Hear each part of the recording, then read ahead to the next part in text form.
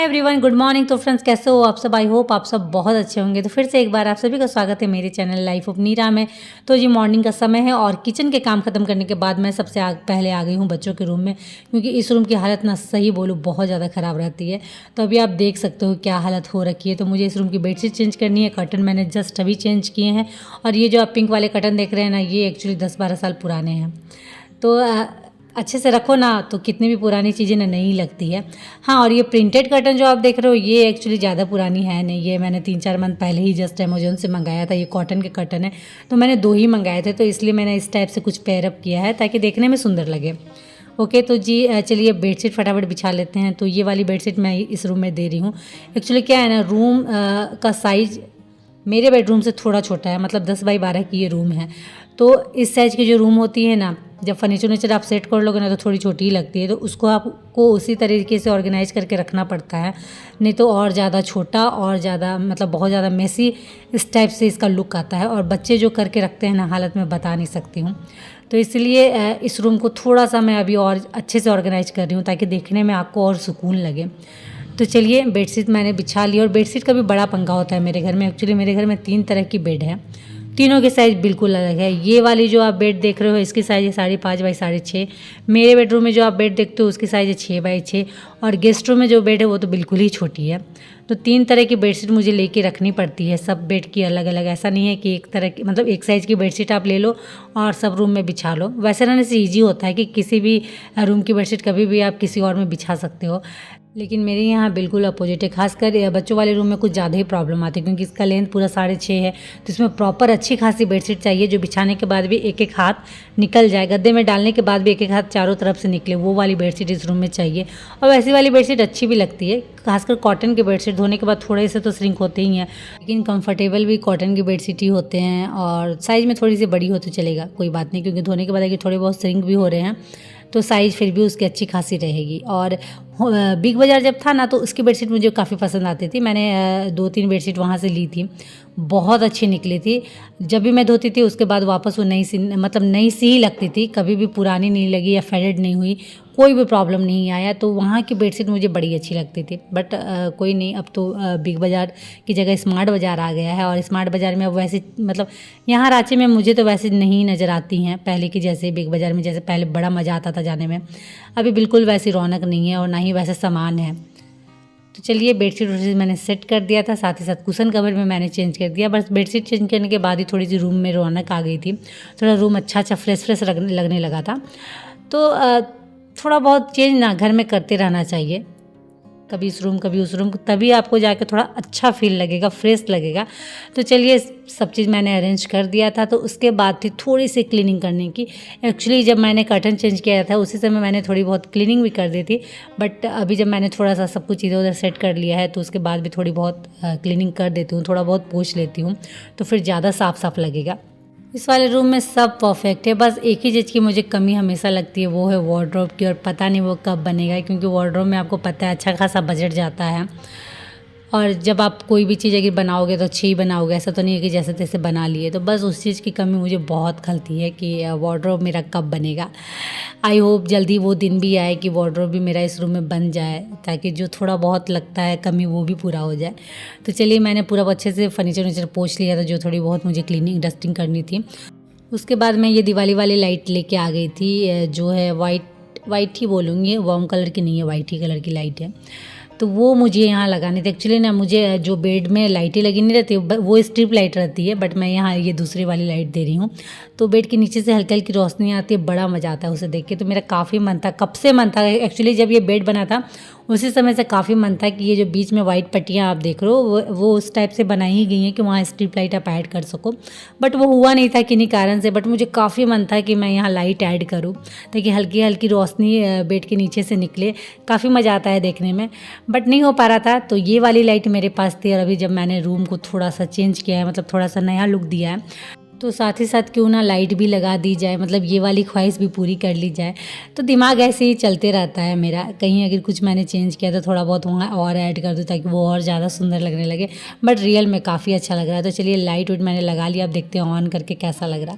तो finally proper पूरे bed में अच्छे से लाइट हो गया। मैं इस चीज़ के लिए डर रही थी कि पता नहीं पूरेगा नहीं पूरेगा, लाइट कितनी बड़ी है क्या है, बट अच्छे से ये प्रॉपर हो गया और सही में बहुत खूबसूरत लग रहा है। दिन में इतना सुंदर लग रहा है तो रात में ये तो और ज़्यादा अच्छा लगने वाला है। थोड़ा बहुत कहीं से टेप निकल गया था, एक्चुअली इसको मैंने टेप के सहारे बेड के चारों तरफ साटा है, तो वो थोड़ा बहुत कहीं से टेप निकल गया था, तो वो टेप को मैं एडजस्ट कर देती हूँ सबसे पहले।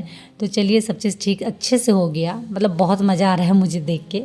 तो चलिए देखते हैं अभी थोड़ा सा, मतलब कर्टन को लगा देते हैं और देखते हैं कैसा रात में लुक आएगा। प्रॉपर तो पता नहीं चलेगा बट थोड़ा बहुत समझ में आ जाएगा। तो फाइनली देखिए हल्का सा रूम अंधेरा हो गया और सही में ये बहुत प्यारा लग रहा है। मतलब आप भी प्लीज़ कमेंट करके बताइएगा कैसा लग रहा है। मुझे तो बहुत मज़ा आ रहा है देखने में, मस्त। रात में तो ये सही में बहुत ज़्यादा खूबसूरत लगने वाला है। मतलब मेरी जो इच्छा थी ना अंदर से कि ऐसे लाइट मैं भी अपने घर में लगा पाऊँ, आज फाइनली वो पूरी हो गई।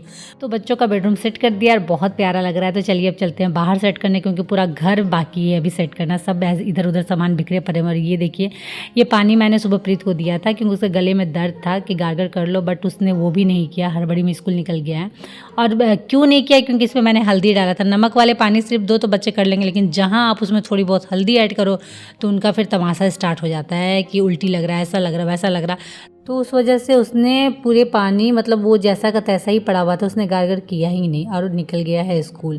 और जबकि उसके गले में हल्की सी दर्द हो रही थी, टॉन्सिल बढ़ गया था, सर्दी खांसी हल्की थी, तो हल्के से गले में प्रॉब्लम हो रही थी, तो वो ऐसे ही स्कूल निकल गया। गार्गल उसने किया ही नहीं। उसके बाद घर की डस्टिंग मैंने जैसे स्टार्ट की थी तो मूढ़ी और चूड़ा वाले भैया आ गए थे, तो फटाक से मैंने मूढ़ी और चूड़ा ले लिया, क्योंकि अभी मकर संक्रांति आ रही है और मूढ़ी और चूड़ा के लड्डू तो हर घर में बनने हैं।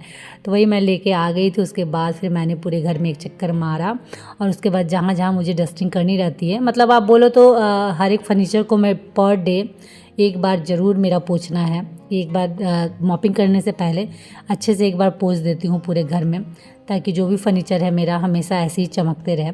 और मिरर की बात रही तो मिरर को मैं पेपर से क्लीन करती हूँ, क्योंकि पेपर से बहुत अच्छे से क्लीन होता है मिरर, एकदम साफ़ सुथरा। और वास्तु के अनुसार भी अगर आपने अपने घर में मिरर रखी है तो वो हमेशा क्लीन रहना चाहिए, जिससे आपके घर के लिए अच्छा होता है। तो मिरर क्लीन करने के बाद यहाँ पे ये देखिए युग बैठा हुआ है, उसकी क्लासेस चल रही हैं, ऑनलाइन क्लास। अभी क्या हुआ है ना, अभी ठंड हमारे यहाँ बहुत ज़्यादा बढ़ गई है, तो बच्चों की छुट्टियाँ बढ़ा दी गई थी, छोटे बच्चों की 1 से 5 क्लास तक की, तो उनकी ऑनलाइन क्लास घर में चल रही हैं। और जो 5 क्लास से ऊपर की क्लासेज हैं वो लोग की क्लासेस चल रही हैं स्कूल में। तो इसलिए प्रीत चला गया है स्कूल और बस छोटा वाला युग है घर में, तो उसकी ऑनलाइन क्लासेस चल रही है। और ये लोग का क्या है ना, जब ऑनलाइन क्लासेस चलती हैं तो ये कभी भी अपने स्टडी टेबल में बैठ के नहीं करना है इनको पूरा घर घूमना है, कभी इस रूम कभी उस रूम तो कभी कहीं और। तो अभी मैं भी बोल बोल के थक गई हूँ। तो चलिए कोई नहीं, आप कहीं भी बैठ के पढ़ाई करो, बट स्टडी इंपॉर्टेंट है, उस पर आपको ध्यान देना ही है, कहीं भी बैठ के आप पढ़ लो। और अभी क्या हो रहा है ना, ठंड की वजह से भी बच्चे धूप वाले जगह में बैठ के पढ़ना पसंद कर रहे हैं। मेरे रूम में प्रॉपर धूप आती है, इस वाले रूम की अपेक्षा मेरे बेडरूम में बहुत अच्छी खासी धूप आती है। अभी मैंने कर्टन लगाया है तो आप देख रहे हो धूप, कुछ देर बाद पूरे बेड में धूप आ जाएगी।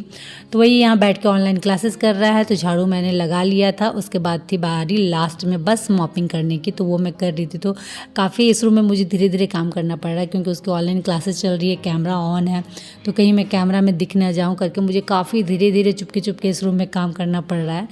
तो चलिए फाइनली उस रूम से मैं निकल गई थी। उसके बाद आ गई थी मैं लिविंग रूम में। तो फाइनली ऑलमोस्ट मैंने पूरे घर में लगभग मॉपिंग कर ली है। और मॉपिंग करने के बाद ना सही में अंदर से ये आवाज़ आती है कि मेरा मॉर्निंग के काम ख़त्म हो गया, मतलब सारा काम मेरा सुबह का डन हो गया।